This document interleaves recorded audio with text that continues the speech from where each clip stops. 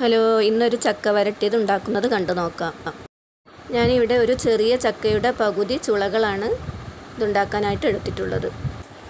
ഇനി ഈ എടുത്തു വെച്ച ചക്കയിൽ നിന്ന് കുരുവും ചെവിണിയും ഒക്കെ മാറ്റിയിട്ട് ചുളകൾ മാത്രമാക്കി എടുക്കുക. ഇങ്ങനെ എടുത്തു വെച്ച ചക്കയാണിത്. ഇത്രയാണ് കിട്ടിയത്. ഇനി ഇത് മിക്സിയുടെ ജാറിലേക്ക് രണ്ടായിട്ട് മുറിച്ചിട്ട് കൊടുക്കുക.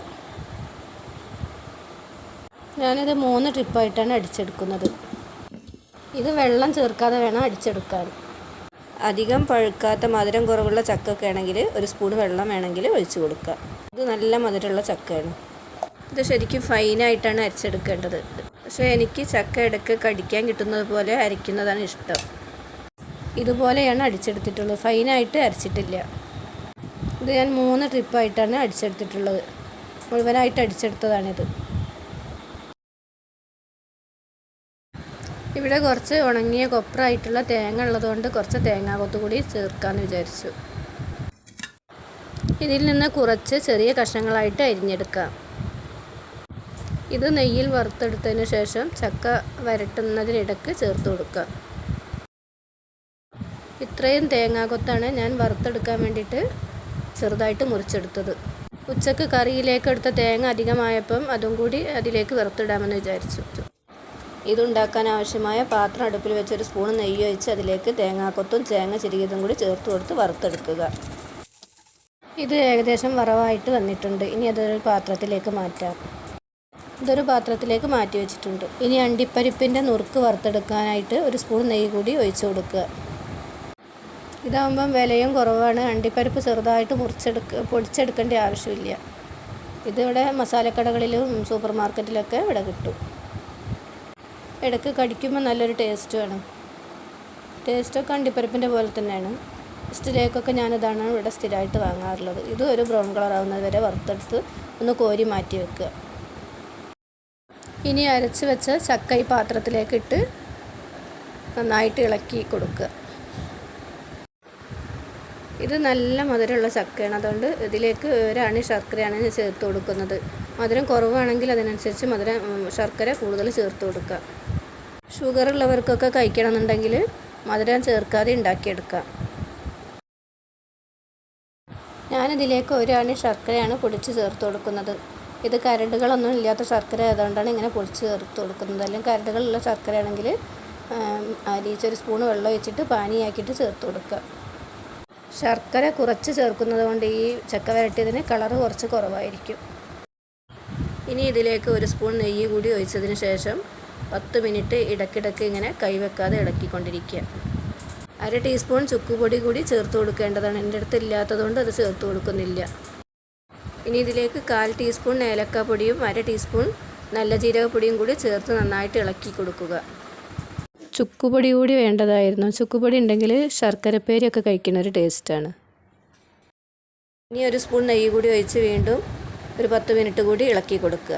ഇടയ്ക്കിടയ്ക്ക് ഇളക്കിക്കൊണ്ടിരിക്കണം. അടിയിൽ പിടിക്കാതെ നോക്കണം. 20 മിനിറ്റ് ആയപ്പോൾ ഇങ്ങനെ പാത്രത്തിൽ നിന്ന് കുറച്ചൊക്കെ വിട്ടുവരുന്ന രീതിയിലായി വന്നിട്ടുണ്ട്.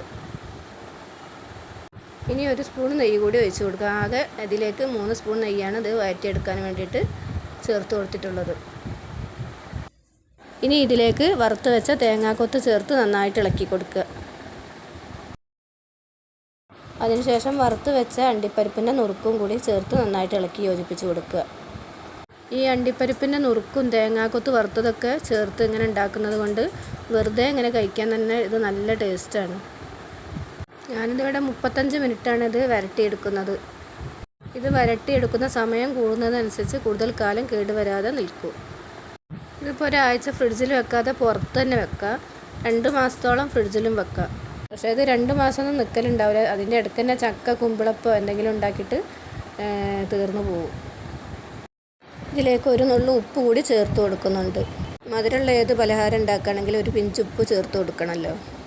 ഇതിങ്ങനെ ഉണ്ടാക്കി വെക്കുകയാണെങ്കിൽ ചക്കൻ്റെ സീസൺ കഴിഞ്ഞാലും ഇത് ഉപയോഗിച്ചിട്ട് ചക്ക കുമ്പിളപ്പൊക്കെ ഉണ്ടാക്കിയെടുക്കുക.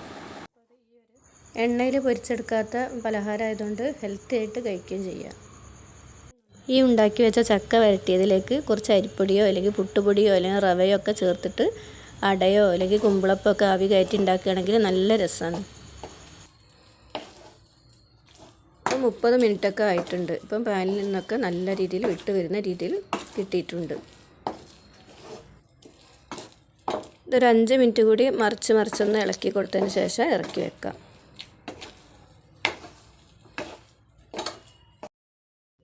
ഞാനിവിടെ കുറച്ച് ശർക്കര ചേർത്തത് കൊണ്ടാണ് ഈ ഒരു കളറിലായത്.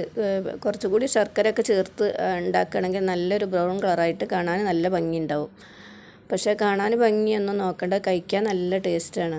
അതുകൊണ്ട് കുമ്പിളപ്പൊക്കെ ഉണ്ടാക്കുകയാണെങ്കിൽ നല്ല രസമായിട്ട് കഴിക്കുക. ഇനി ഇത് ചൂടാറാനായിട്ടൊന്ന് പരത്തി വെച്ച് കൊടുക്കുന്നുണ്ട്. ചൂടാറിയതിന് ശേഷം കുപ്പിയിലാക്കിയിട്ട് 2 മാസം വരെയൊക്കെ ഫ്രിഡ്ജിൽ സൂക്ഷിക്കുക.